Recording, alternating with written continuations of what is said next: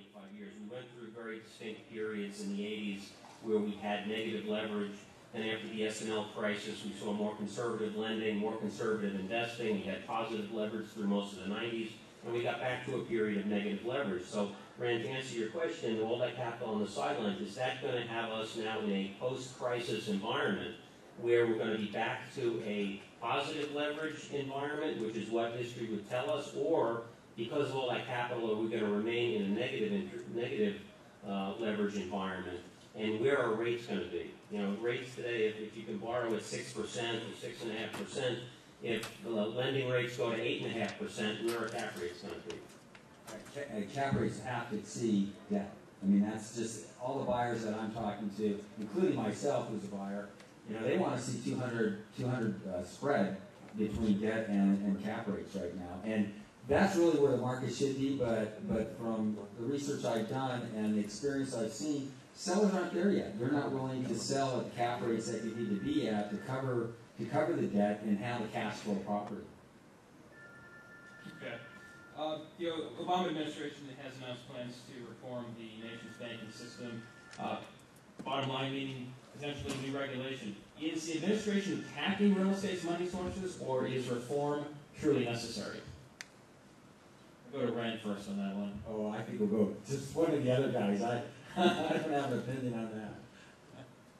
Chris? Say it again. Is the administration attacking real estate's money sources, or is reform necessary?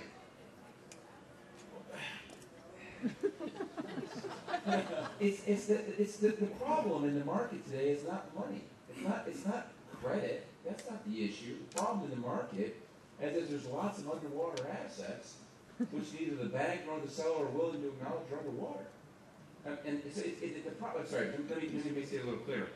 We just said 2 minutes ago, there's too many buyers and not enough sellers. Well, then clearly this is not a credit issue. It's not a lack of cash. There's tons of cash out there that's trying to get into the market. The fact is there's nothing to buy because basically the problems that were created as this bubble have not been allowed to come to the surface.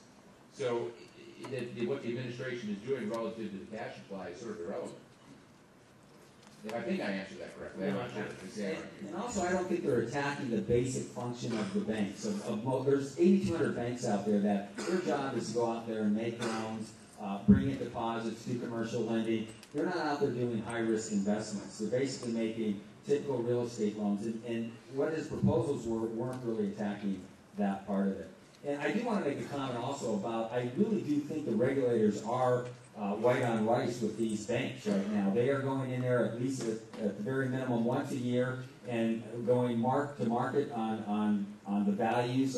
We had an opportunity to buy a bank just about 30 days ago. It was a $2 billion bank, and the federal regulators came in there in September and marked it down to the point where they put them in trouble. They put them in a cease and desist, and they've been on them ever since. And we went in there and said, look, we've got an investor. I met with the guys up in San Francisco and said, we've got an investor. We could give them the equity they need to survive, get them down to a 5% ratio. And they all were very nice. And Gus, nice to meet you, and your group sounds terrific. A week later, they said, I think we're going to take the bank over. We shot a letter back saying, look, just give us a couple of weeks that we could save this bank. The next week, they took the bank over.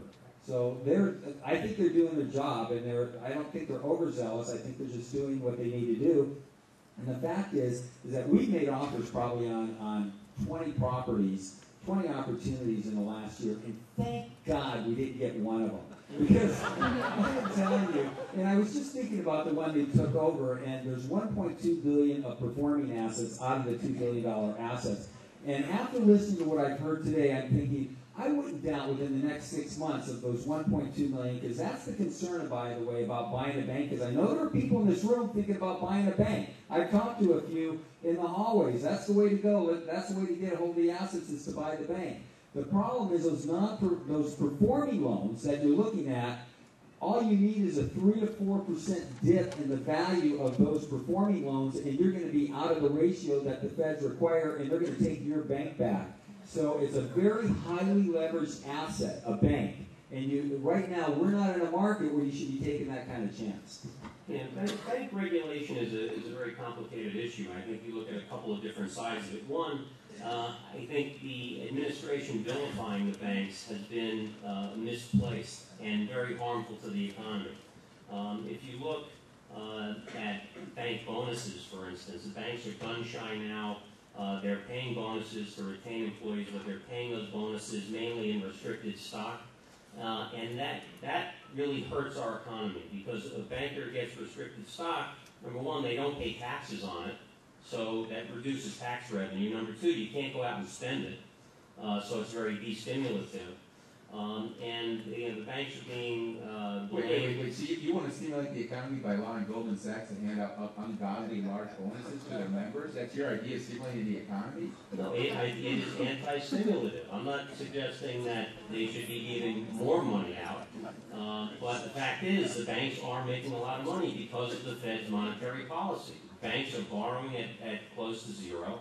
They can either go out and lend and make 600 or 700 basis points over, or they could buy 10-year treasuries and make 3.5 points. And so the Fed's policy is allowing the banking industry to recapitalize, and it needs to be recapitalized. But there is an opportunity to regulate the banks now that seems to be slipping away. And as the banks get more powerful, they're paying more money in lobbying. There's been nothing really substantive done on the regulation front, and we could miss this opportunity because things are moving a lot more slowly than they could be. And now the chairman of the Senate Banking Committee, Chris Dodd, is essentially a lame duck. And I think that there is an opportunity, or there was an opportunity to regulate the banks that I think is slipping away. Well, I think we need to divide the two kinds of banks. There's two kinds of banks out there. There's sort of the typical commercial banks, regional, small, mid-sized regional banks. I don't think anybody attacked those guys. They're in deep trouble. Nobody's attacking them. This is all aimed at the Wall Street banks. And the Wall Street banks, well, they're evil. I mean, it's as simple as that. I mean, Goldman Sachs, that company, it just has, I mean, it's shocking. Chris, maybe it's the New Yorker in me, but I like those guys. They were against the wall. But for the bailout of AIG, Goldman Sachs would have gone under. These guys were against the wall. The federal government goes in a room with Goldman Sachs. They know they're against the wall. And what do? They pay them 100 cents in the dollar.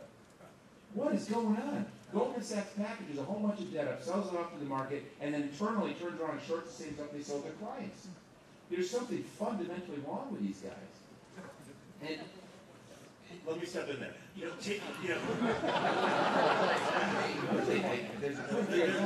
We can definitely have a debate about the appropriateness of the way in which we've tried to stabilize the financial system in the United States. I think what we also know is that where the large banks, the national banks, the international banks, have facilitated the flow of credit into commercial real estate, it has been disproportionately weighted towards securitization activity.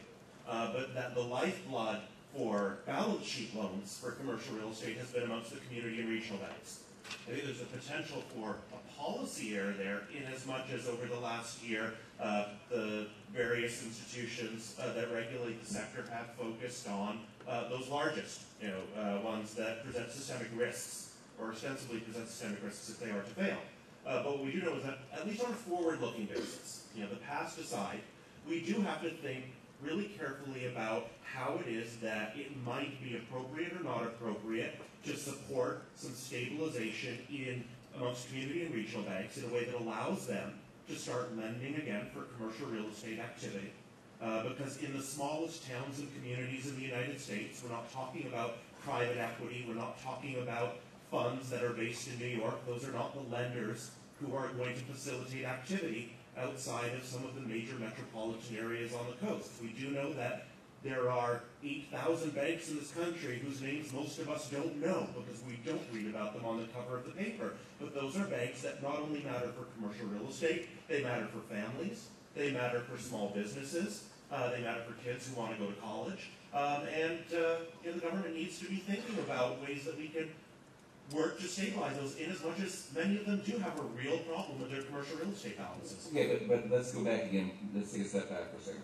The problem with this nation in 2007 was we had way too much debt kicking around out there.